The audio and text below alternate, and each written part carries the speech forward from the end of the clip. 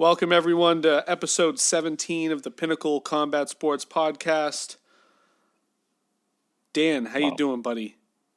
Wow, 17. Barely legal, Jim. We're almost there. I'm doing good, man. How are you?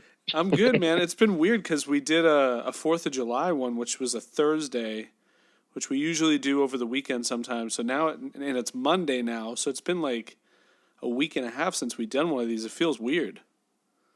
It does. Yeah, it did feel like I did feel the same thing you said. It definitely did feel a little longer than it was just what you said, a little over a week, something like that. That's funny. Which is good because that means like we like doing it still. We're 17 in. Yeah. We're like, oh man, we haven't done a podcast in a little while. This feels weird. Oh yeah, for sure. Plus we watch every card, whether it be live or not. Like I generally watch every one live because I don't have a life. But you have you got more going on. So but you always watch them. So it's like, we're always watching them anyway. We may as well do something like this. It's fun. Yeah, it's awesome. Great. Yeah. Yeah. I get dragged. Well, I mean, up here in the Pacific Northwest, I don't get much sunlight all year. So when it comes out, I got to take advantage. Hell yeah, dude. Take full advantage. Yeah. I get dragged out by people. We go to the river and do things. And it always happens to be on big, fight nights or whatever.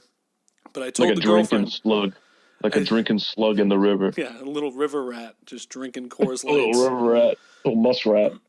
But I told the girlfriend, I said, I'm cool, fight nights and stuff. I can watch the next day, but pay-per-views are a must. Oh yeah, I gotta watch those. Especially this Manchester one. Oh, I know you're excited about that. Oh, I know man. that's a particularly because I know you like we both big fans of Leon Edwards, but you're also I think a fairly large Aspinall fan at this point. Yeah, he's my favorite. One of your favorites. He's my favorite heavyweight right now, for sure. Yeah. He's probably up there in general for you.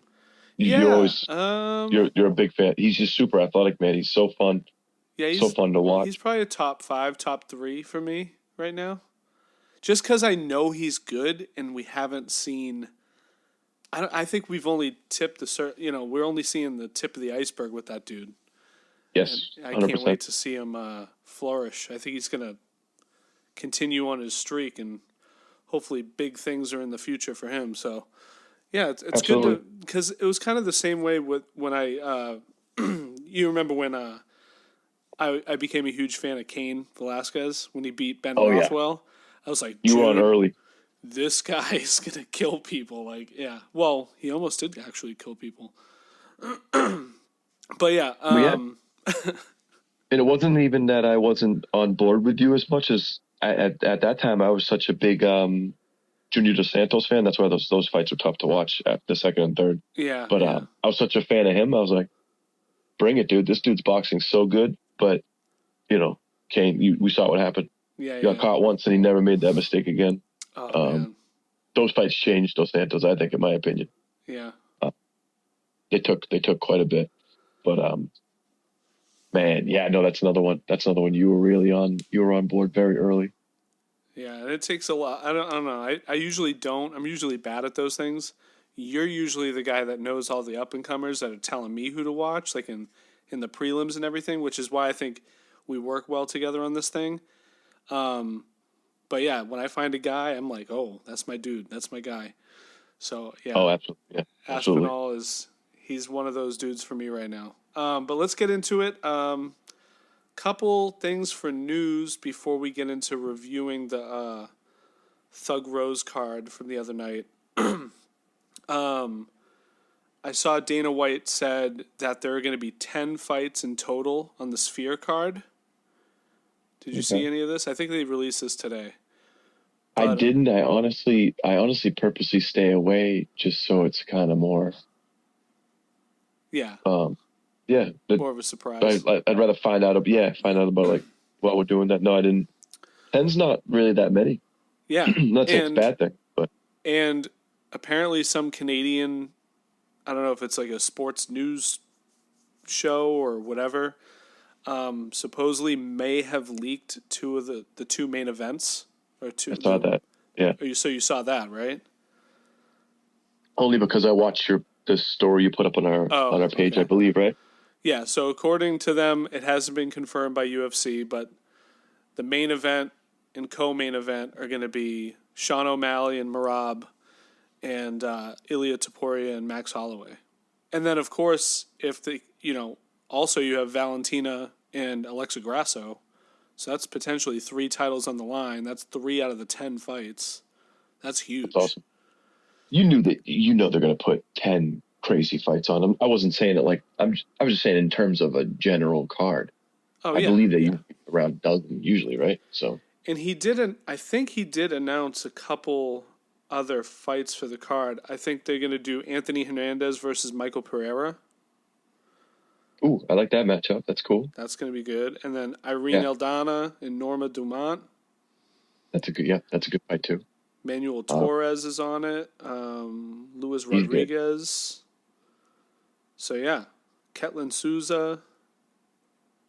So yeah. Oh wow, so that's quite a bit rumored already.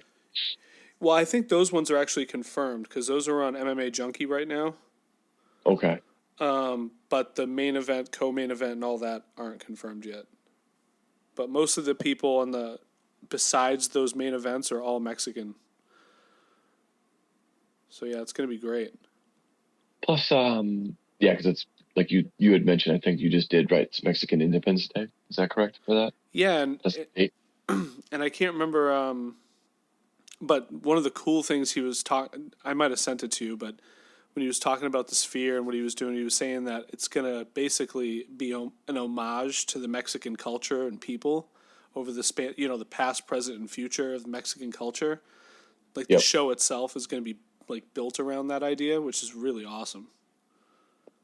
Did you see something about what do you call it, like haptics and things, as far as like you're sitting in the seat and you feel the vibrations if someone gets do they have that there? Down? That could be complete bullshit, dude. But I read something scrolling through Instagram, and I honestly took it half serious. I was like, oh, I honestly didn't know how I felt when I first heard it. I was like, it's cool, but I don't know. I think given where you were already, where you're in like that sphere, just a way that you can see how it's visual, it's going to be the best possible place to watch a live fight. You're going to be watching the live fight, but even if you're way up there, like you're going to be watching that domed. Mm-hmm. Yeah. They're going to have that up there. It's like, it's going to be insane. So that alone is fine. Yeah. But I'm trying to think of how that would be. I'm sure it'd be cool, but. If they have those haptic feedback seats, I would imagine it's only certain sections. Yes, it's got to be, right? It can't be everything, because plus it's like, I don't even know if I would care, dude, because I feel like that kind of distracts you in a way. Yeah, I don't know. Like, I'm watching him get knocked down. I don't need to like be vibrated to be told that, oh, you got knocked down. It's like, you just like, what happened? Yeah, I don't know. I mean, it would be cool if like it did, it worked with the visuals rather than like the actual fight. Like if you're at like a movie or some kind of other show, like a concert or something, and they wanted to like, program that into certain sections, like to immerse you more in the visuals. But I don't see why they would use that for UFC or. But, yeah, dude, like I said, I can't even remember what the page was, but it wasn't like an official one. Well, so either was way. Just like, I was just thinking of it in terms of like how I was like, I don't even know if I would like that. Like, would it be cool once okay, yeah, cool. It might be cool, but I might lose my lunch, Jim. I'll go on those mom rides. You kidding me? Oh, that would be embarrassing. That would be, yeah. Like, why did he throw up? Like, no, he was sitting in a chair that was like mocking being knocked down. He threw up. Yeah. Oh, that's just like. The first and second knockouts of the night were fine, but this one put me over the edge. Yeah. That one did it. And it'd be, who it would be? It'd be Alex Bejeda, the Chama. He just shows up. He'll just show up. Oh shit. But it was just interesting. But either way, that's going to be crazy. I signed up for the some type of email thing to get in there maybe a pre-sale? pre-order or whatever. So yeah, I'll try, but I got a feeling these tickets are going to be, I don't think it'd be real. I think they might be really expensive. Yeah, well, we'll see. Either way, compared to just normal shows, Yeah, just being in the area would be cool, like we talked about. But we'll try. Oh, we'll we see. can book it. Yeah. We can book it, dude. Because we could just show up to a meet and greet. We might get lucky, bro. Because I remember that's how nice so many of these fighters are. Because I remember years ago, when Misha Tate and Brian Caro were in the UFC and when they were together at that time, they offered me and that. I remember I told you I made a few friends, and one of the dudes was from Ireland. He was like working in Australia, but he's from Ireland. Yeah. He was cool as hell. And it was that card when it was supposed to be McGregor Aldo, but Aldo got hurt, so that was Mendez. So it was that crazy ass card. Yeah. Dude, the Irish people took over that entire casino. Yeah, I remember watching it Vegas on TV. Yeah. Yeah, but that whole casino, it was so crazy. Yeah, Misha Tate and Brian Caraway offered us tickets, but we already had tickets. So we're like, oh, we appreciate it, but we already have them, so we didn't want to, they could give it to someone else. So, but it's like, it's just one of those things. Yeah. So we could go out anywhere and it'd be amazing. Yeah, it's going to be You never great. know. If they do any type of little things going on, Jim, we could strike gold, Jim. We could strike gold. Yeah. That'd be tough with the Sphere, but. Yeah. And it's going to be walk packed. The streets. I don't care. I don't care, dude. I'll walk the streets. I'll do it. You'll pace the corners. I'll do it. Yeah, every corner, dude. Nook and cranny, dude. One other thing that we have to mention today, because this came out earlier today, is Jon Jones. Did you see this? Yeah. That's in reference, that's to the old, what happened previous, right, with that drug testing situation? Yeah, where he had like a video of him guiding the two drug testers out to the driveway, and he claims he was up drinking all night for someone's birthday party, and he was completely kind and, I don't know. But apparently he's due in court for 2 misdemeanors. He could potentially go to jail. Probably won't. Probably just pay like a fine. But it's just, I don't know. It's just, it's unfortunate. Yeah, it's terrible. Yeah, because it's also like you watch that video, it's like, oh, that kind of looks like a guy that just shoehorned people into the direction of the one camera in his driveway. So yeah, you look nice there, but like you don't know. You just don't know. Like it's a shame that anything is still like these things are still an issue with someone as talented as that. It's a shame, dude. Because it's like, this is so minor. I'm not blowing it up, making it a big deal, but there's been plenty of things. So it's been thing after thing with him. It's unfortunate because he literally is the most talented MMA fighter I think that we've ever seen. Yeah. So I don't think you and me have an argument with each other with that one. I think we're pretty consistent with that one. Yeah. As far as like everyone at 100%, everyone in their prime, that's the biggest puzzle right there, I think. He's his own worst enemy.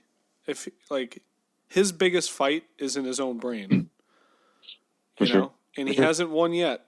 So, but the craziest thing about him, and for me, is like he's a guy who fights bigger guys because he's a big guy himself. He fought at light heavyweight and now heavyweight, and he's someone who's never really had true one-punch knockout power. Yeah. I'm not saying he doesn't possess it. Maybe he doesn't even extend himself in that. Like he just plays the whole, like he's just so good at literally controlling every second of a fight. So I kind of wonder if that's true. Obviously he stopped like Cormier with a head kick, but that's pretty different. But I just don't think he has the same shots as like definitely like Ngannou, you know what I mean? But not even like Aspinall or anyone like that. I just don't, it makes it all that more impressive for him. Yeah, with how he just absolutely toys with the top competition. Oh, knockout artist, no big deal. Like he just neutralizes everything. That's so impressive for someone who can't really return that. to the same capacity. Like, that's what makes him so special. Yeah. Plus obviously the physical gifts, like the reach and all that. The reach is crazy. Yeah, and he's really good at keeping his distance. That's got to be very defeating. If you're a professional fighter, all these professional fighters that he's done that to, that's probably the first time it ever happened to them. Like when they're in a striking, like whatever distance. I'm not a professional fighter. I don't know, but they're at a distance, and no one's ever been able to reach and grab onto their wrist and manipulate one of their arms like that while being in that range. Yeah. He does that to people, and it's got to be so weird. You're like, what do I do? If I throw this hand, he wants me to throw that hand. He's holding on to this one. He wants me to throw that hand, which means he knows what I'm going to throw. Like, what do you do?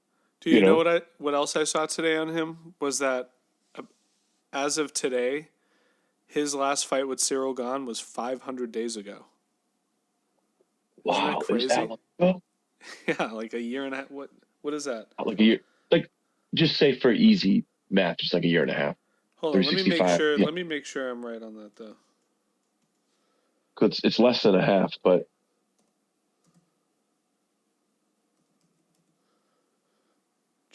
Yeah, it must have been a year and a half ago. That sounds about right. Because he was supposed to fight before he got injured. we figured 500 is what, 135? March a year 4th, and 135 days. March 4th, 2023.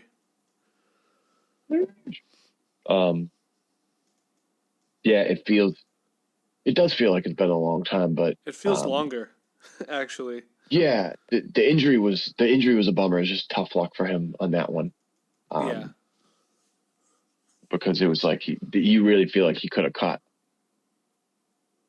Like Jon Jones isn't really someone who's going to catch a momentum where he's going to probably rattle off a ton of these appearances. He's going to have something probably happen, but he could easily have like 3 or 4. And imagine if he got another 2 or 3 there. See, like now that we're talking, that'd have been pretty awesome. So, I would think, and I don't know, obviously, but you know how like Volkanovski was getting emotional. I can't remember what fight. It was like after one of the fights he took like on short notice because he was having trouble like drinking and like all that because he wasn't in a camp. Yeah. Like he'd get in his own head and stuff, and that's why he wanted more fights and he was taking short notice fights and all that. I wonder if Jon Jones needs that. Like he just like needs to fight, basically take like a couple weeks off, a couple months off maybe, and then jump back into a camp and fight again, so that he can keep his mind straight. It'd be so much better for him. But I know he does. He's just such a tough person to read because I think he is in most situations a genuinely nice guy. But then there's like that other side. But it's like we all have sides, so it's like you can't really. Like I try not to be too heavy judge on that, like the character, because who the hell are we to do that? Yeah, but as far as like the getting in trouble shit, like, man, that the only reason why it's like you can do whatever you want with your life, man. I'm not going to ever preach to anyone about anything other than wasting their talk about God-given talent. God-given talent. The potential for him is just like, who even knows, man? Well, he also got famous at a really young age. He was like, what, 20, 21 when he won the heavyweight championship? Or light heavyweight, sorry. Maybe a little older, but he wasn't old. Yeah. Like he was a phenom pretty early in his career. Like I didn't think anyone knew exactly that he was going to be this talented, but he was starching guys way back in the day. Like, and I think he's still the youngest champion, right? Ever? Yeah, I don't think anyone's beaten that. Like you said, he's probably, I don't know if he was 21. That would be wild if he was. I would guess probably like 22, 23, but he couldn't have been older than 23, right?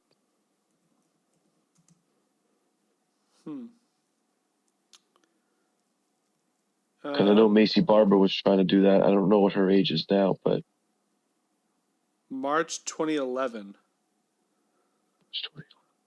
What is he? Mid to late 30s? Wait, is that right? Two-time undisputed UFC light heavyweight champion, first holding the title from 2011 to 2015. So, how many years ago was that? 13 years ago? Yeah. And he's how old? He's 36. So 23. 36. Yeah, you're right, 23. probably. 23. Just 21's just crazy young, dude. Yeah. Imagine, dude. Yeah. That's what's so crazy about, that's like such a weird random, it always sticks in my head. Dan Lozon, Joe Lozon's brother. Yeah. When he took I think his UFC debut, he was like 3 or 4 months out of high school. That's so crazy. That's so crazy, man.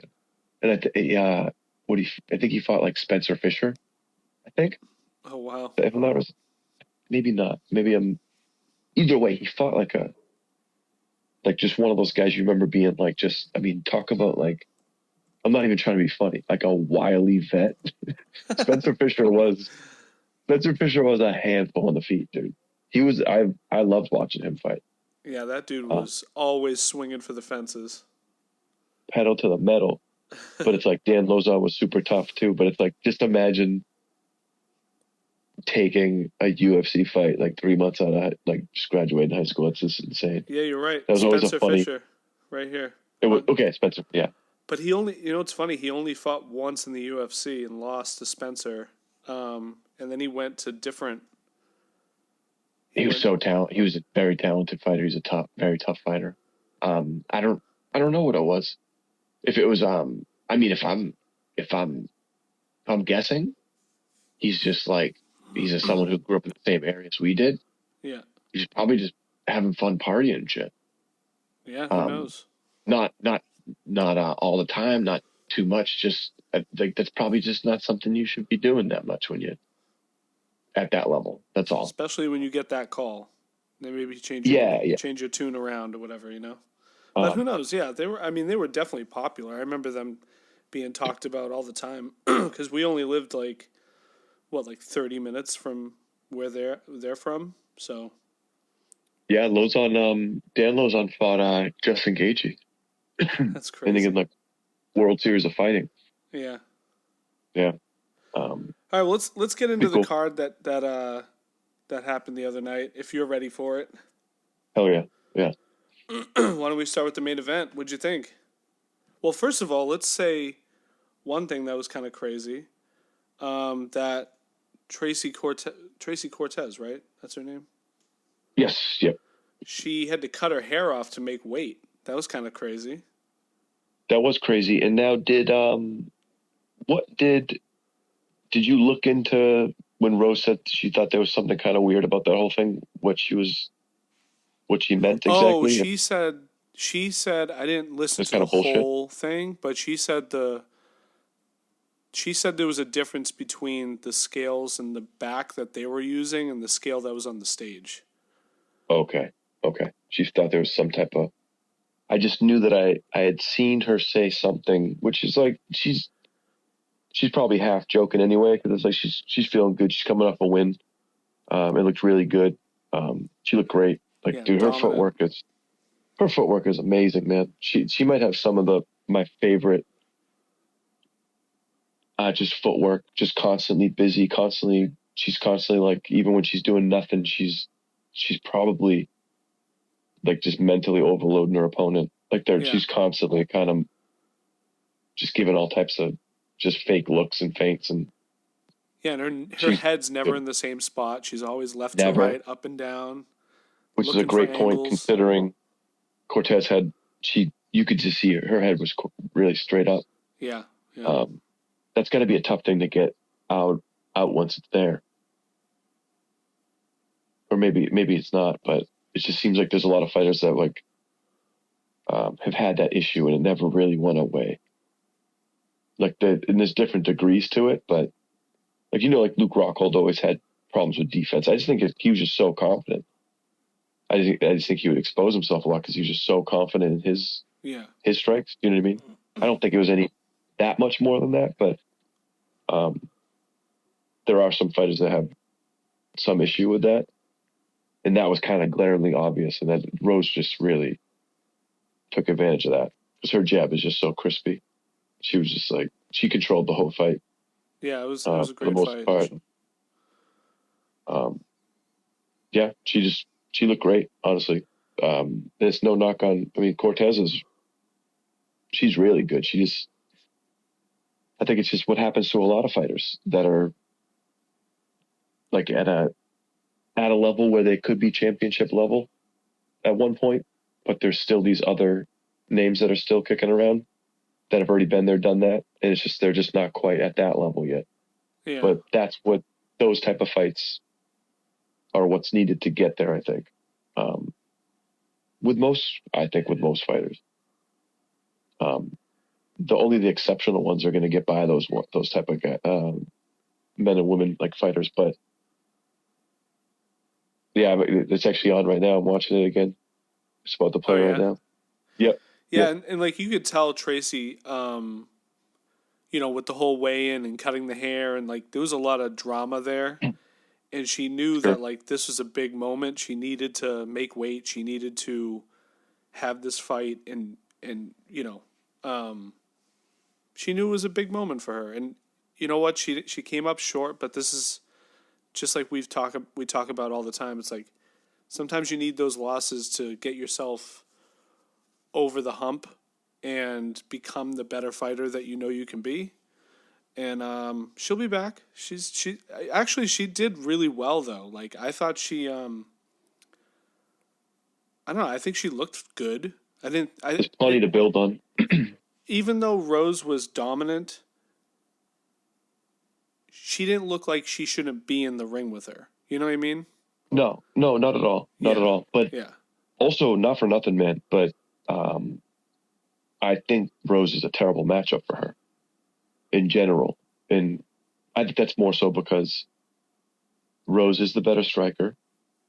Cortez you could give her the wrestling edge, but Rose is so good in all types of scrambles. She's so good jiu-jitsu wise. She's not someone you can just stay on top of. Like there's really not much. I can't think of anyone that's ever been able to do that. Take her down and hold her down and keep her there. Really at all. So that's kind of out the window. So your whole control part of your game's out, which I think then it makes it. I just think it's a bad matchup for her. I don't know if Rose is someone that she can beat at a championship level. Yeah. I think just Rose is just, and it's no knock on her, man. Like Rose, I think that's more like a testament of just how great Rose Namajunas is. She's definitely one of my favorite fighters too. Like going down, talking about, like it's probably Joanna and her are my two favorite female fighters in any division. And Valentina, I love Valentina too. Oh, Valentina's awesome. But yeah, now she's going to be looking for a title shot, which makes sense. It's only tough because she has a loss to that. Was it Manon Fiorot? Oh, who's like right there. Yeah, and she has a loss to her. So Rose has already lost to her, I think, at that weight. So it's one of those ones where it's like, well, I have no problem with them making a fight happen because I think Rose is kind of like, this is more like her career, her resume, if you will, is kind of trumps all in the situation. Yeah. It's one of those at that point, just making big fights. I understand how it looks. I understand it's kind of sucks for someone who did, but it's a business at the end of the day. Yeah, so, and you want the name. It wouldn't surprise me. Yeah, and how many? Well, I don't know. Now 11. Now Rose has to start thinking about how many more fights she wants to, how long she wants to compete for, right? For sure. I would assume if she goes for a title in the next couple next fight or next couple fights, whatever it might be, that's probably it for her title runs. I would assume, and if that's the case, like how many more fights you got left in you? Like what do you want? I know she's been doing a lot of stuff for her community. She loves gardening and she loves just living in Denver and that area. She's been very, very involved in all that stuff. So I'm sure she has different things going, outside of the ring that she's trying to give back. And how far along is she with her plans on that? And what does she want to do after fighting? And what the timeline for that looks like for her. But I would assume that this is her last run for a title. And I'd like to see it happen, man. Yeah, I'm with you. I get it. I don't want to hold back anybody like Fiorot and all that, but either way, I understand. So, yeah, that's why I would never want to be a matchmaker, because you'd find, certain situations like this where you're like, well, let's weigh the decision here, and some people aren't going to like it. You're always a bad guy too. You see how it plays out too, because it's like they don't even have an official date for Shevchenko Grasso, right? The rematch. So, until they have that, there's just so much that could happen. So it's like that has to happen first. Yeah. Yep. As far as I know, unless something's changing or going to change, but I mean, that's why they're doing the Ultimate Fighter, right? So, yeah, we'll see how that plays out. But either way, like you said, like, come on. I mean, Rose's, her resume and just what she brings to the table speaks for itself. So, she's a household name, and as far as like MMA fans are concerned. So that's the fight to make it, regardless if it's Shevchenko or Grasso. Yeah. And it's just like, then you can have Man and Fiorot get the winner, because then that sets up a great rematch, as opposed to like, would you rather have them be like, no, she's got to beat me again? It's like, no, well, what if Rose wins? And then you get the one you already beat her, right? So if I'm her, I'm like, well, it sucks I'm getting leapfrogged. But if she wins, I've already beaten her. So yeah, you can do it. Might as well. Yeah, exactly. So it's like, whatever. Like, what are you going to do? I mean, yeah. Well, let's talk about the co-main. You said you didn't agree with the decision on this. It was a split decision. And it wasn't a robbery. I hate when people that's the thing too. Like, robberies are rare, man. Sometimes people come in with guns and they rob things. But that's not what every time there's a close decision that you thought someone else won. Yeah. It's not a robbery every time. Robberies are more of the rare parts of those. This one was just kind of like a Yeah, split decision is never necessarily a robbery. No. And it wasn't like I didn't 30, see. Yeah, for sure. And it wasn't like I didn't see how Salikov won the fight, because I think he landed more total strikes. So it's like I generally lean towards that as the number one thing. Like, I think a lot of people, they put too much into other things. They're like, well, he had 6 takedowns. I'm like, yeah, but the dude popped up 4 of them right away. So those were negated, and then 2 of them he did nothing with. Yeah, so he just took people down. It's okay. That's why it's so hard, like, because there are certain styles of fights where just because someone landed more doesn't mean they won the round. Yes. Yep. You know what I'm saying? Like, I know that's generally, like you said, generally speaking, that will win you the round. But if you get taken down and almost submitted. Yes, exactly. Right? Yep. Then, okay, well, how much more did you hit that guy? Because, how much. It's going to take a lot from me. Yeah, you'd have to hit him a lot more to take that round if you were in a triangle and got out of it. You know what I mean? Like, you're almost going to have to stun him or like make it close to being a situation where the referee has to kind of like take a closer look. Yeah. Because that's how close it was. If it's a sub attempt and it's in and you're almost submitted, you almost lost. Yeah. So that's got to count. That's got to count huge. I don't think it counts as much. Like, I don't know what the best fix is for the judging, but it's like, man, it'd be awesome if they fixed that shit. And I'm not even saying it off this fight. Do you think they but do you think they, like, is there anything, there's got to be, from the UFC of like something to read on guidelines of how to score the fight? Do you think there's something that they have to like go over, some like I'd say probably almost no. like a rules book, but it's not a rules book, it's like a judging guideline book or whatever? I mean, the UFC could, but it's at the end of the day, it's all the commissions, right? So it's whatever they're doing. And then like, you also couple it with the fact if the UFC had their own, like, oh, we'll have our own standard operating procedure for them to, but it's like, okay, so those guys will look at that and maybe not take it even serious because it's like, we don't, yeah, we're working for you, but we're not really working for you, you know? Yeah. So they might not take it serious. And you'd rather a third party thing. If your UFC was scoring their own fights, that's kind of like, they have vested interest for certain people to win and whatever. If you have a completely separate organization like the commission, you would think would be fair and unbiased. You'd rather have something like that. So it makes sense. I just don't understand at this point. They can't have like all these like ex-fighters that are probably interested in something like that as far as like an avenue, something to do after fighting that's still involved in it. As far as just a bunch of them in any state, just being a part of the commission. Yeah. And they're the judges. Like instead of these people that have no, because you see a lot of the same names that have the same bad scoring. Yep. Like boxing's a whole nother level, but there are some people that you see in MMA, you're like, oh, I remember that name sounds familiar. And you're like, how did you give them that round? Yeah. There's some like crazy ones where you're like, what?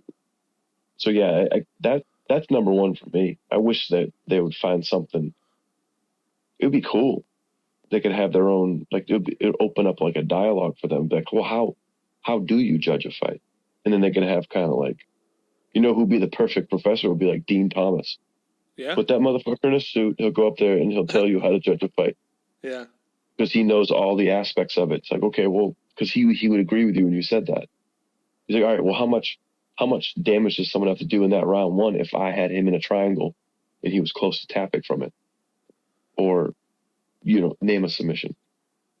Like one of those like real tight where it's like actually it's close. Like those like Volkanovski ones he got out of like, I don't know how he got out with Ortega. Yeah, it's a good example. Like, a guillotine could be like all of a sudden like you're in it. But so that's a good example. Yeah, if you're in that guillotine, what does Volkanovski have to do to win the rest of that round? A lot. You know what I mean? Yeah. So it's circumstantial. Like it's really, not in every fight obviously, but it's not all just numbers. It's given like where they're at, what has happened, what round, the round could change sometimes. The round can even change how you score the fight, right? A little bit. Yeah.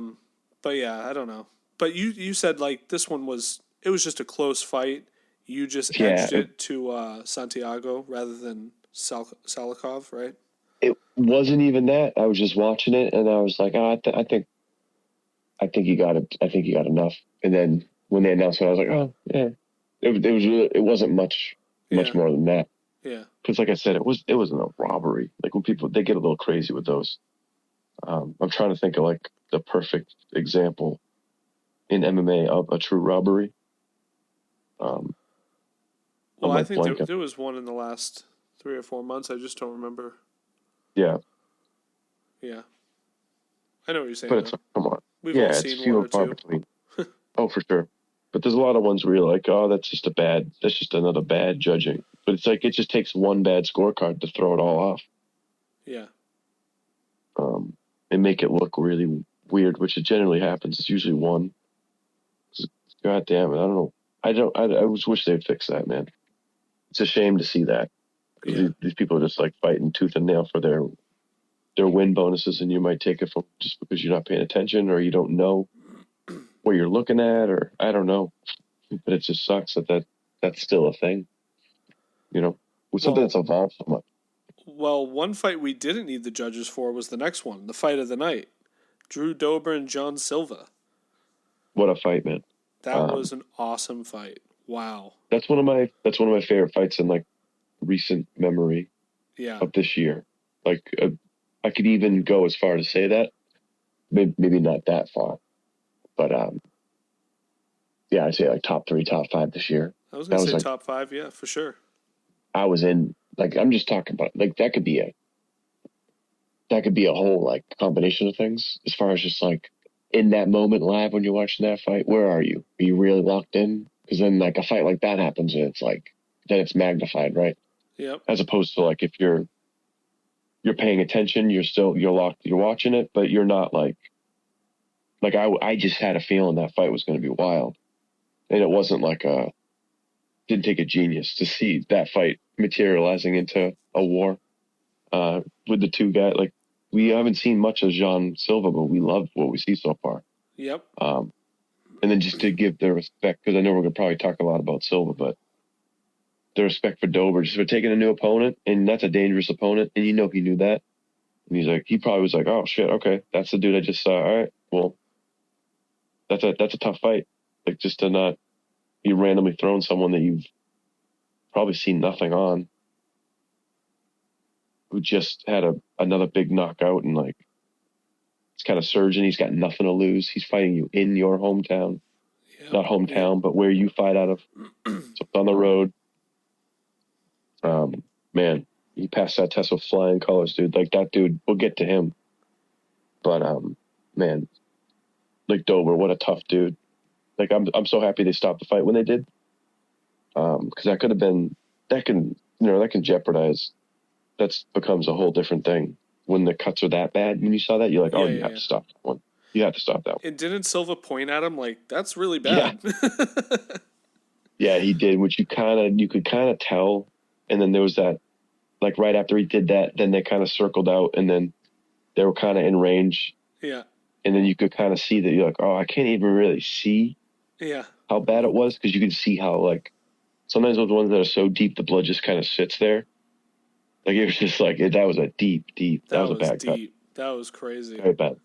That's definitely one of the worst ones I've seen in some time, for sure. Yeah. But also Jon Silva, man, he fought like 2 weeks ago, didn't he? What was his last fight? Something like that, yeah. I think he took 2 fights in View Fight history. Here we go. So he fought July 13th against Dober, and he fought June 29th against Jourdain. Jourdain's that's a tough fight too, man. Because I didn't know of him yet much. So when he was fighting Jourdain, I was just kind of leaning Jourdain just because it's like, all right, well, he's been in the UFC, he's a good striker, so yeah, that's without knowing. And then once you saw that fight get going, you're like, oh, I like this dude. Yeah. I really like the way he fights. Yeah, I like him too. Because he's like, okay, whatever you thought you were going to control in this fight, it's out the window. Because he's so aggressive. I think that throws a lot of fighters for a loop. Or is going to, I should say. Because he's a special kind of aggression, I think. He's like just I'm excited to see who he gets next. Because can you look that up real quick, Jim? What Dober is ranked? Oh, if he is. Oh yeah, 1 second. I was just curious when we were talking about. And another thing we were talking about. Ranking. I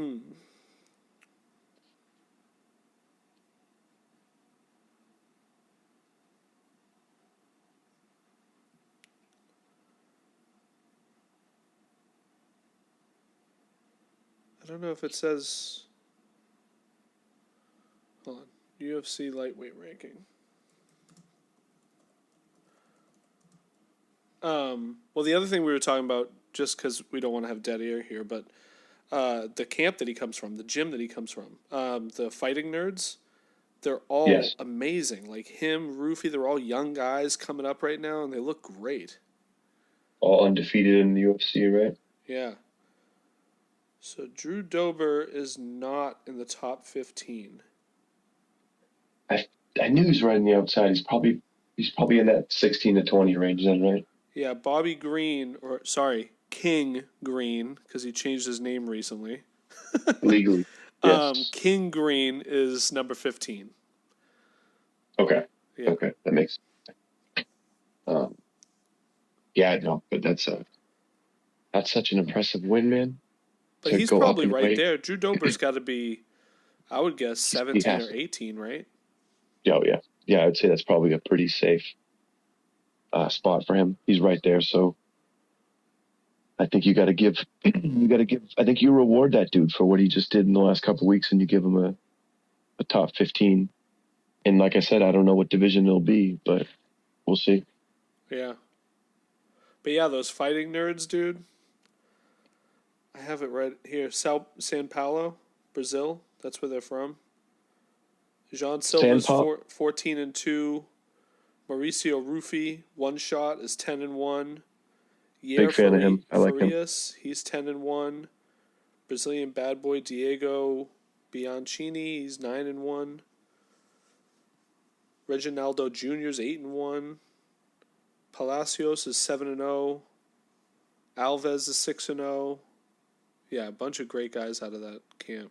So it's like the new shoot the box. Yeah. Brazil, like all these guys are coming out.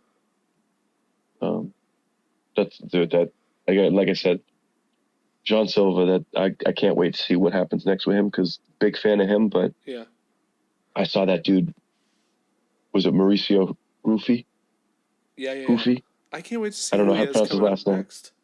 That dude, man, I was like, okay, that dude is. Because he's the one that fights. He has a very similar style to Conor. Like the way he stands and the way he comes in and throws his punches and kicks. Very similar. But he truly seems to hold his power. Yeah. In a different way. Yeah, no, he's something special, dude. I'm curious to see what they get with him. I wonder if Jon Silva's in 145 to try to stay away from being the same weight class as his buddy or training partner, but yeah, kind of curious on that. I wonder if as long as he can comfortably make 145, he's dangerous at 145. Yeah. Then we had Bonfim and Lusa. What did you think of that fight? That was a good fight for Bonfim. I mean, Lusa, he was just like he just wouldn't go away. He was super tough. Yeah. He took some shots, man. Like those knees in the clinch looked like they were brutal. That was crazy, yeah. Like that's what it's kind of cool. Basically, what stuck out to me in that fight was the fight goes 3 rounds in Denver at altitude, and Gabriel Bonfim looked fresh. Yeah. So that's good. I know it wasn't 5 rounds, but there's a little something else there with the altitude. Whether you're ready for it or not, that's a different thing. Then you have to deal with the altitude, with the fight night jitters, with the adrenaline, all this shit. Just kind of it's different than. I just don't think you can truly mimic it until you're there. You could be as best shape as possible, but that doesn't, it's only going to get you so far. And he just I think that he's definitely someone to watch at that weight because he seems so big for that weight too. Mm-hmm. What'd you think about him? Because I know they kept talking about his striking in that fight, and it's like, yeah, I get why, but like his submissions, he's kind of going for the guillotine a little too much, and I think that was more just because I don't think that's a guy you want to jump a guillotine on. Like the guy, like that dude's built. He looks like he's kind of strong, right, Jim? So that's not going to be easy to pull his neck down like that. Who, Lusa? Yeah. Yeah, you got to find his neck before you can choke it. Yeah, it's like jump guillotine and Yoel Romero. How's that going to go? Yeah, his shoulders are in the way. Sorry. Like, go. Like, yo, you go. Yeah, try guillotine and gorilla. Try that. See how that works. Yeah. There's certain techniques that just aren't the. Yeah. They don't call for it against certain people, and I was just kind of curious at that. I think that was more just like a tactical error. As far as like that, I think there's some other chokes you'd go on guys like that. Like that's not the move. Yeah, but Bonfim looked great, man. Like he looked awesome. I've watched I think 1 or 2 of his fights in the past, and sometimes like even in his last loss, he still looked good. Yeah. So like, I just remember stuff like it's kind of like when you're watching any sport and you're like, okay, tonight wasn't their night, but you know what? It was a couple minor mistakes that led to the loss, but they still look pretty good. They look like they should be out there, and I'm looking forward to what they're going to do next. And he's one of those guys. Like, when I saw his name, I was like, oh, you know what? I kind of like him. I think he's going to – this is a good chance for him to get that last loss back. And he did a great job. And like you said, 3 rounds, which he never went the distance before, especially at altitude like that. He looked great. He kept it together. And it's a tough opponent. And it's a tough opponent, yeah. So, yeah. And actually, this next guy, Julian Erosa, was awesome. He looked great. He's so weird. He's got to be so tough to like mimic and get ready for, because he's just so unorthodox. That was a fun fight to watch. What'd you think of that fight? It was cool, dude. He's just one of those guys that just seems like he's never not right in your face. So it's probably like taxing for those guys. Like even if you're tagging him, but he's not, it doesn't seem like it deters him. He just right back in your face, and I think it just wears on people. Yeah. And I think that's when you can get those submissions a little. Like he always seems to be able to sneak these submissions in on people. He's got to be someone that's very tough to deal with. Yeah. He looked awesome. He really did. He looked really good. And then you had your opening main card fight, which was kind of a unfortunate ending. Yeah, bummer. Cody Brundage and Al Hassan, which I was looking forward to this fight. And it only went basically 1 round. Actually, not even. 37 seconds? Is that what it was? It's pretty early on, wasn't it? Yeah. Or it was towards the end. Like, I'm trying to think of how far into that round it was. Well, on UFC it says how much was left? It said time 37 seconds. Oh wow, was that early into the fight? I couldn't remember. Wait, what was the other one? Yeah, it was 37 seconds in, because this other one that we're going to talk about was 18. So yeah, 37 seconds into the fight. Oh, and you know what this reminds me of? I just saw this interview with who's the ref? Not Mergliata? It was Mergliata was talking to somebody. And he said that they're about to have some big meeting with all the commission, and I think they're going to he thinks they're going to get rid of 12-6 elbows as being illegal. Did you see that? That would be good. It's like they don't. There's really no. Like, is it really harder than anything you see these other shots? Like, I just don't get the. It's stupid. It's just like what did Rogan say? It's like just. Is it literally that simple and that stupid? That it's like the 3 a.m. karate videos. Yeah, right. Like that character Rex Kwon Do from Napoleon Dynamite, like with the USA pants. You really want to get a roundhouse kick to the face where I'm wearing these bad boys? Oh my god! Yeah, no, that's got to be so. So was it So in this one though, I can't really remember. Was it I know it was back to the back of the head, but was it also the 12-6? He warned him there. He warned him though. I remember Mergliata saying to him, he's like, "Oh, you were getting close to 12-6." I don't think it was like the actual. So then what they stopped it for was back of the head then.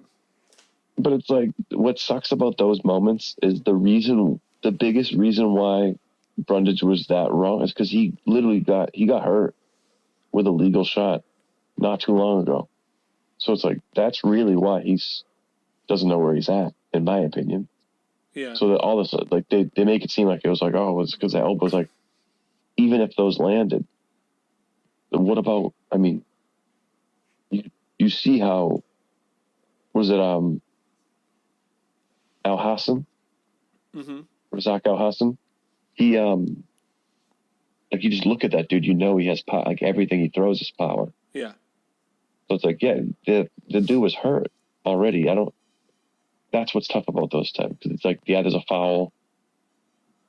It sucks when you see a lot of those guys, they crowd their work too much. You wish they would, I know it's hard, you want to finish the fight, but like you want to see that, like just that patience where you kind of, picking the shots more Well, if you have the guy hurt.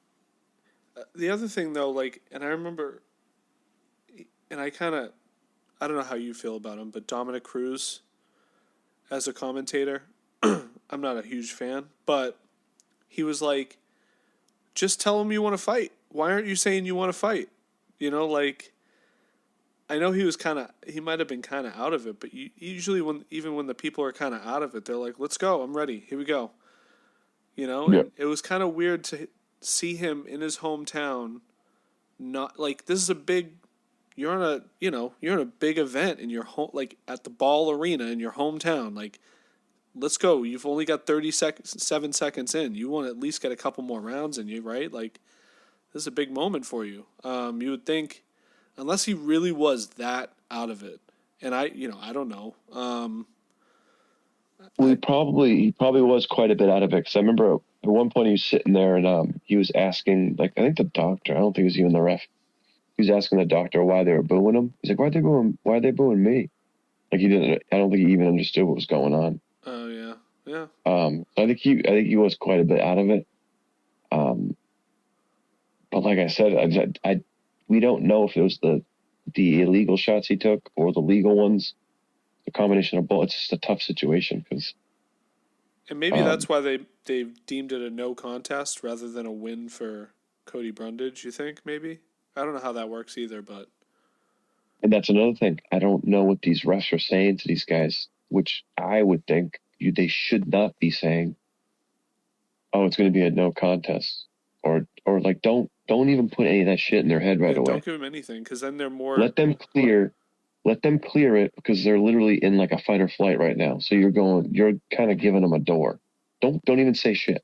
Yeah. Just say you got 5 minutes, chill right here. That's it. And then for at least a minute or two, instead of going over and be like, well, it'll get disqualified or it'll be a no contest. Don't even say that. Yeah. I think that puts it in their head, and they're like, well, I'm good then. Yeah, you're telling me I could win they're right compromised. now? Yeah, exactly. And they're compromised. So, like, just see if they recover. That's what the 5 minutes is for. Yeah, have the doctor come in and talk to him, see where he's at.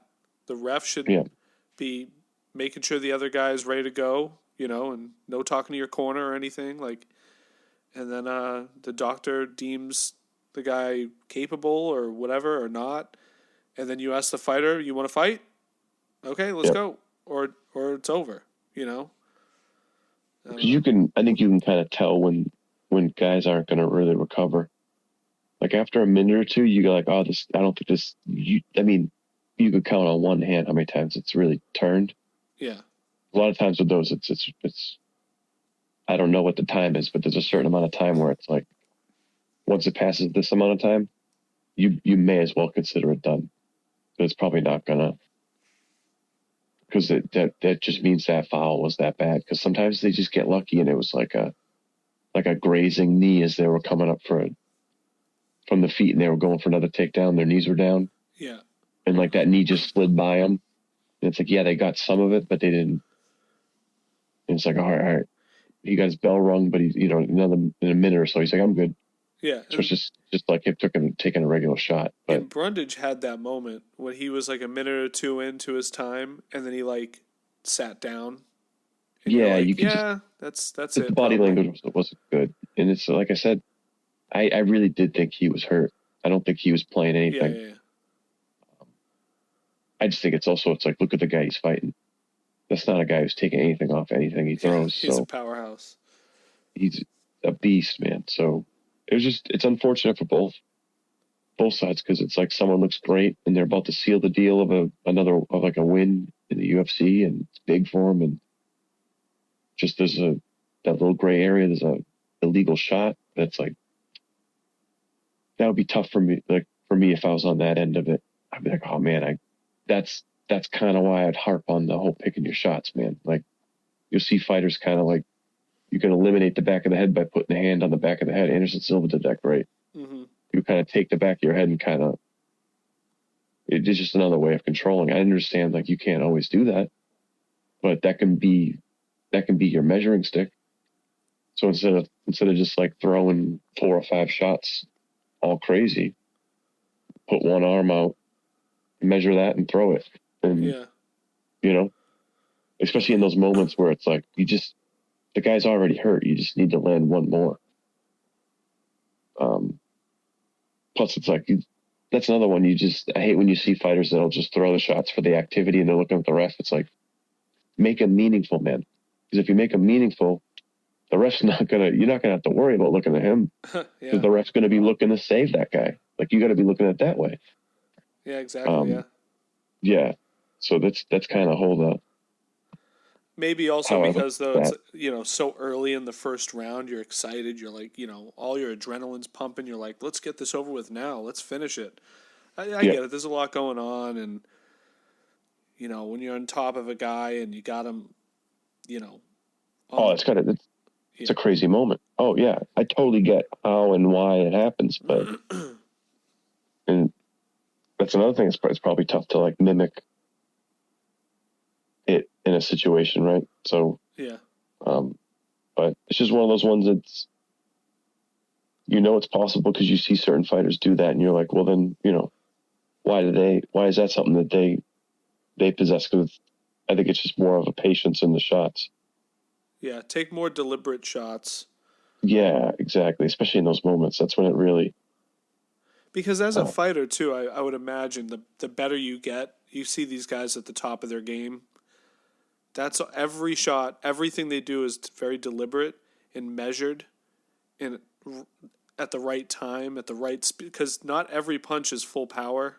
They have to conserve so much energy to do a 5-round fight or even a 3-round fight.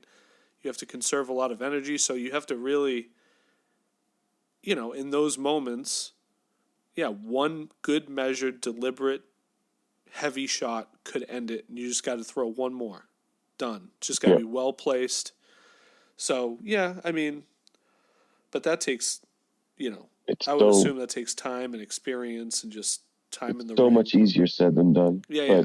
It's just one of those things you just wish, it's like, well, that eliminates that. But it's like, then you don't have those chaotic, like you don't know where. That's all. But it's so tough. It'll never. I always hate those ones, and it's one of those ones that'll probably never be eliminated because it's just so hard to. Yeah. Like you can make an effort to get rid of like as many eye pokes as possible and things like that, and groin shots, and they'll always kind of exist, especially like a groin shot. Those groin shot things, it's just getting crossed on kicks. Like you thought the guy was going to be there, he's there, and then boom. Those make total sense. Yeah. But the eye pokes, they can do something about, like getting rid of those. But those illegal shots and those frantic moments, which always sucks because a lot of times it's in those like fight ending sequences. So someone could be having a big win and it's all thrown out the window, right? It sucks. But you can never get rid of those either.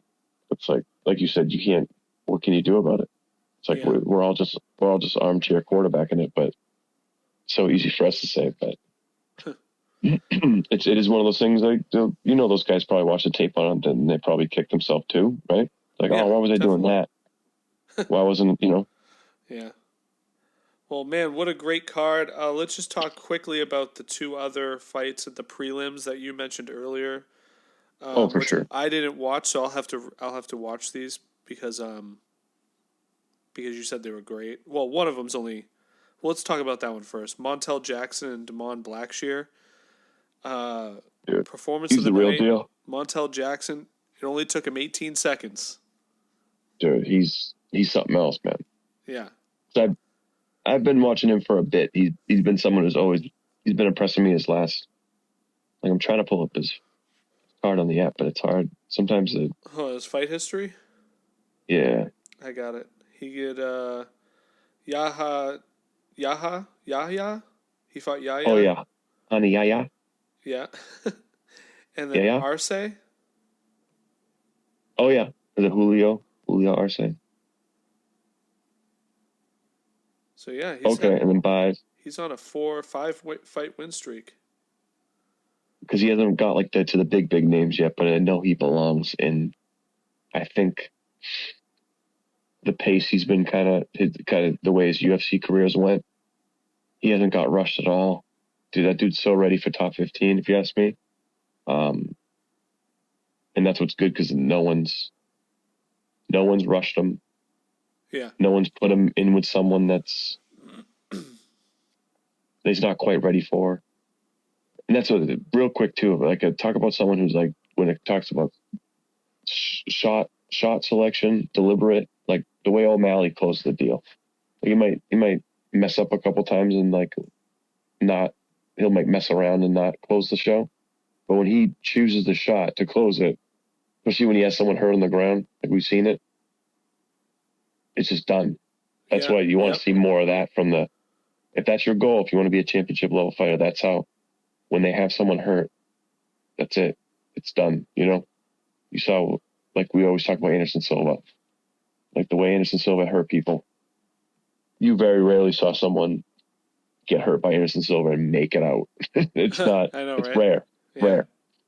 So, but no, he looked great, man. He's definitely a name to watch, especially at that weight. That weight's super exciting. Bantamweight's great. There's just so many guys, man. Like we keep talking about Peyton Talbot. You know he's going to be involved. Oh yeah. I think this dude's going to be a top 15 fighter going forward. I don't know how old he is too. Let's see. 32. So he's right in that sweet spot where you're going to make that one big run. It's a good time for him. Actually, that'd be a good fight to make, him and Peyton Talbot. Oh, eventually they'll probably link up at some point because, like I said, I think they're both top 15. Talbot's definitely shown a bit more in this. It's been a different kind of. Yeah, it's a little different there. Yeah, it's different. The UFC's making an effort to, which rightfully so, because we talk about him. That dude is the absolute real deal. Well, I think now after this performance, Jackson should be on a pay-per-view. Put him somewhere on a prelims of a pay-per-view or something. Hell yeah. Let's give him a top 15 guy and put him on a pay-per-view. Yeah. You know, showcase him because he's something, dude. He's a very talented fighter. I remember watching him and, okay, this dude's going to be that. Not to say I forgot about him, but he's only had a few fights in, let's see, since 2021. Is that his first? Yeah, he's been in the UFC quite a bit, Jim. You know what I mean? He's been in the UFC since 2018. Oh, wow. His UFC debut, he fought Ricky Simone and lost a decision. Oh. So he's been around a bit. I think he beat Brian Kelleher.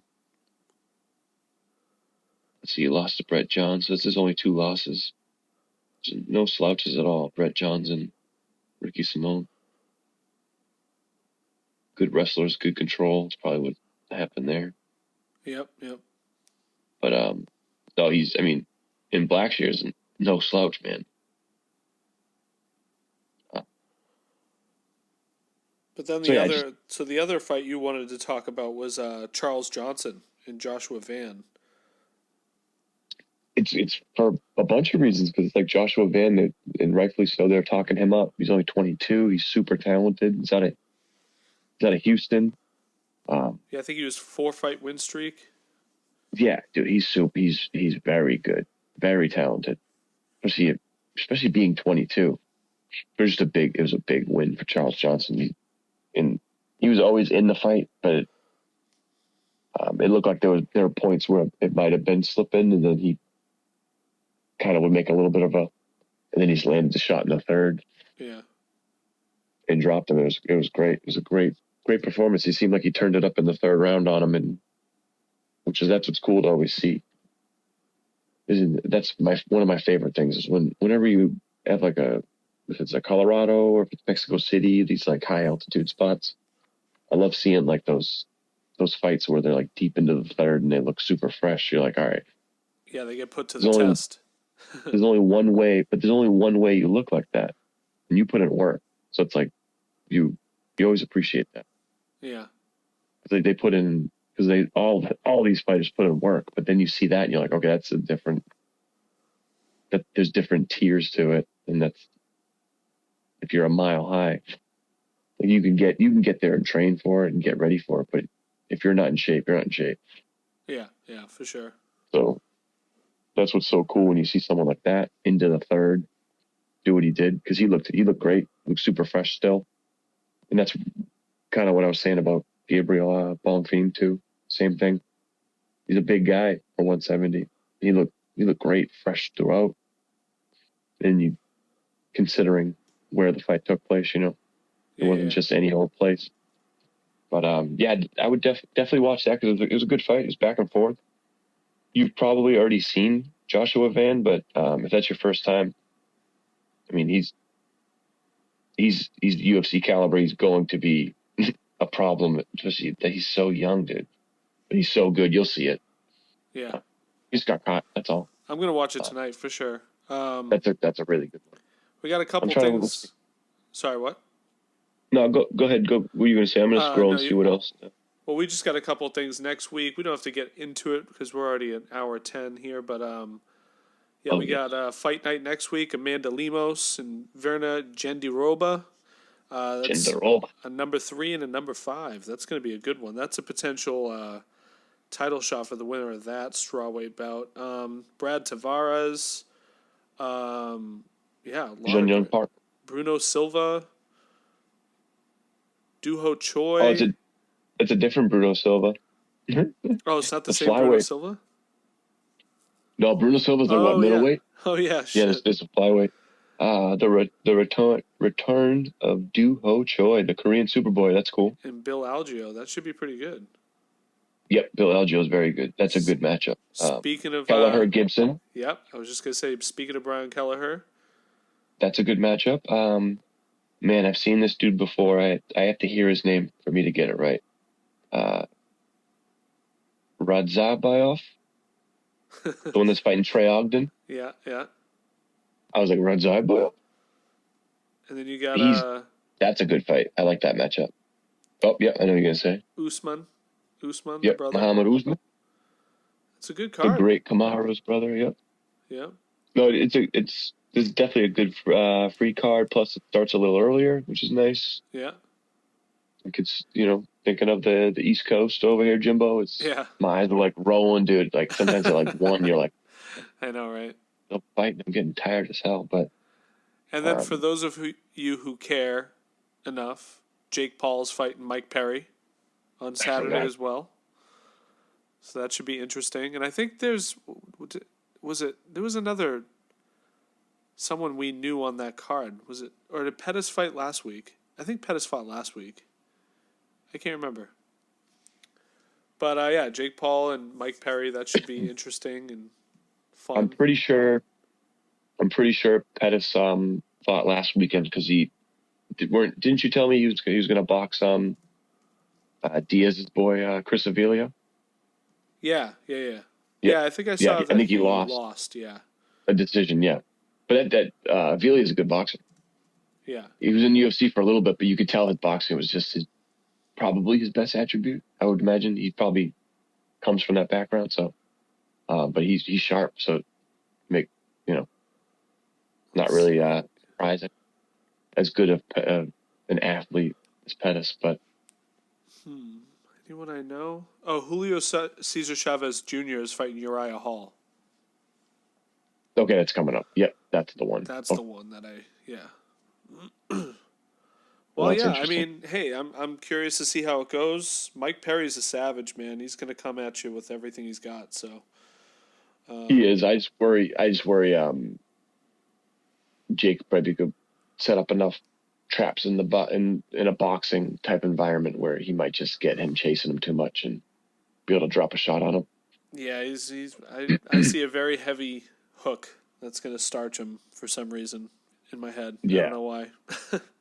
He just brings such a heavy forward because it's like that could go bad for Jake Paul quick though if it goes right for Perry, because it's like I said, that is, I think, the last person I'd want a bare knuckle fight. So that dude really is in the right spot. So win or lose, just go back to that dude. You are made for that. Yeah. That dude, he's gonna be fine. Like I wouldn't see basically it's like I would love to see that if they did like 1-1, that would have been nice if they did that. One boxing match and then do it. Yeah, It that'd in be cool. Yeah. like Perry's world. But I think Jake Paul has too much going on to do that. He's got a lot going on, not even fighting, and then he's also isn't he supposed to fight with PFL? It might just be I think they signed him, but I don't know what they're doing there. Like, so is it could just be Francis, for but who branding. knows? It could just be for branding and like just Yeah. name just to build it. But Ngannou's a little different. It's more like the game kind of changed with the whole like he's been man. I love that dude. That dude's awesome. It sucks to see what he had to go through with he had the big loss against just a phenomenal boxer and Anthony Joshua, and then you had that what happened with his son. It's just that's terrible, man. Yeah. So who knows what he'll do.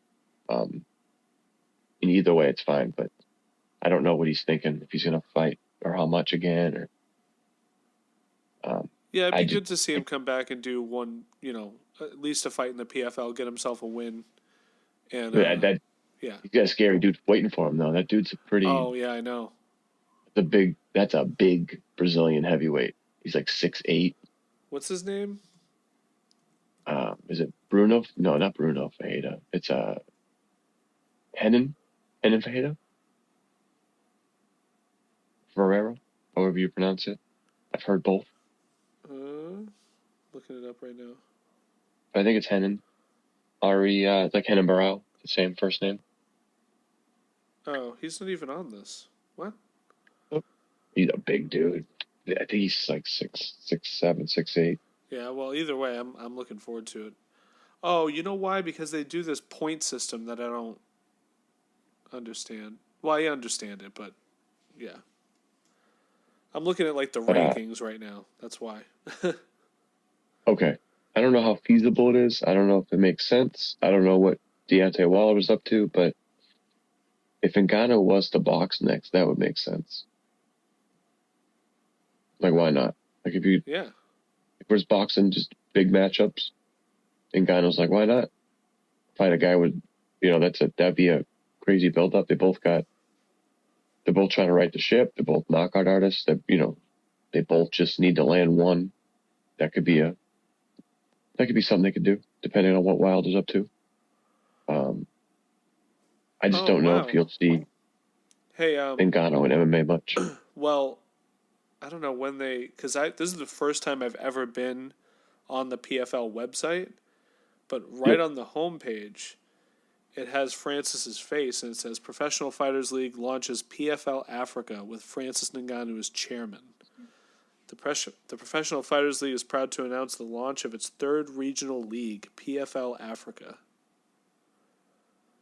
Oh, that's cool. So does that mean he's not? It's probably long term for him. So this is something that he's like, not necessarily fighting in, but maybe promoting and all that in Africa. He might do both, but it's like it wouldn't surprise me if he just ends up not fighting anymore. I don't like he's got because he's also not. That's the thing too. Like that dude took it. He had to go through just crazy lengths, like in his life, just to change his life. Yeah, yeah. And it's like, what is his age now? He's up there. He's not young. Yeah, isn't he late 30s or something? Yeah, so it's like that'd be my he's guess. in that point of his career where you're like, okay, maybe another fight or two, but he doesn't gain much from fighting a guy like that dude in PFL. He's already made People a don't know shit ton of money. People don't know him. So if you were to be like, all right, PFL, I'm doing what I'm doing with you guys, like you said, what you just mentioned, which is cool. I didn't know that. That's awesome that they have that. So if I'm doing that, let me just box Deontay Wilder, make some more money, and I'll come back. We'll do that. Yeah. But I just don't think there's a fight in PFL that makes sense for him. Unless they were doing a cross promotion. He was fighting Jon Jones. But you're running out of time for that too. So. Yeah. Well, we'll see what happens. Yeah, he'll be 38 in September. But I kind of hope that doesn't happen too, right, Jim? Because it's like, if there's one fight that Jon Jones needs to take before he's done fighting, it's Aspinall. That's the fight. Like, of all the heavyweights that you could match him up with, Like I think maybe Stipe 5 years ago, I'd love to see that, but yeah, you gotta think it's a different thing now. if I'm Jon Jones, I'm not taking that Aspinall fight. That's his worst matchup. Yes, that's the one you want to see. Like, honestly, I think if he fought Ngannou, I think he'd beat Ngannou. And I think that would be a bigger fight, more money, and I think Jon Jones has a better chance of winning that fight. Older competitor, because Aspinall's in his prime. He's young. Yeah. You know? I think he's still going to has be... stuff to prove. If Jon Jones beats Stipe, which is still a big if, in my opinion, because Stipe is a very well-rounded heavyweight fighter. He is, for sure. 100%. It's just ring rust and stuff like that. I just don't know how it's going to go. That's what it is for me. This is the perfect storm. But if you're fighting Jon Jones with all these things kind of going on, it's tough, man. That's all I'm saying. I have a feeling if Jon Jones wins, he's going to be heavily looking for that Francis fight, and if it doesn't happen, he'll probably retire. That would make sense. That's my guess. That's the thing too. But yeah, what the version Stipe has right now, waking up out of bed, that one that's training, just ready, whatever. He beats almost every heavyweight in UFC anyway. Like, I'm not really saying anything I'm just saying, like, I just would have loved to see the Stipe that we know when he was really imagine if he fought Jon Jones then what are we looking at? A really great fight, which is what I'm hoping for. God damn it! I'm hoping we see it too. I'm hoping we just don't see it and be like, oh yeah, he just doesn't. Yeah, I don't know. Well, I you know what? Fingers are crossed. I think it's going to be great no matter what. The energy's there. November is kind of a long time away, but it comes quick. So I can't wait, man. Madison Square Garden, you know that card's going to be packed and rocking. So, but yeah, we're at like an hour 21. Let's wrap this one up. We got more to talk about next week. Obviously, great card. Some things going on. Then we're 1 week away from UFC Manchester, so that's fun to look forward to. Yes. Yeah, July's almost like it's halfway gone already. This is crazy. Time's flying. Seriously, are we doing a post for this one again? For which one? This upcoming one, the next free one. Do another post, right? Yeah, we could do the post. Yeah, after. Okay. Yeah, we'll do that. We'll probably do it Sunday then, depending on what Obviously, I'll keep in touch with you, let you know what's going on. But yeah, post ones are a lot easier because, like you said, there's just there's more to talk about from the the aftermath of the fights rather than like trying to predict everything, and we don't know what the hell we're talking about anyways. But yeah, you may as well be like, oh, that fight was awesome. Oh, that was great. Like talking about what you saw instead of like you said. Yeah, because then you could be like, what the hell we're talking about. Yeah, you could be like, well, that fight going into that fight, I thought this, but this is what happened. So, here we are. But yeah, next week's gonna be great. I'm gonna watch a couple of those fights that you mentioned tonight. But thanks for talking to me, man. This is a great episode. I hope you have a good week. Everyone listening, thank you for your support. You can find us on Spotify if you're not already there. You can find us on YouTube at Pinnacle_Combat. And that's also our Instagram at Pinnacle_Combat. I've been trying to keep up with it, at least with the stories. So I keep engaged every day, at least I try to. And then we may have something new coming soon, but I'm not going to say anything. So yeah. Holy shit. What is it, Jim? I'll have to tell you. I could tell you, but I'll have to kill you. God damn. That's fine. All right. Well, we're out of here. Thanks, Dan. Oh, thanks, man. All right. It was great as always. All right. Peace. All right, dude.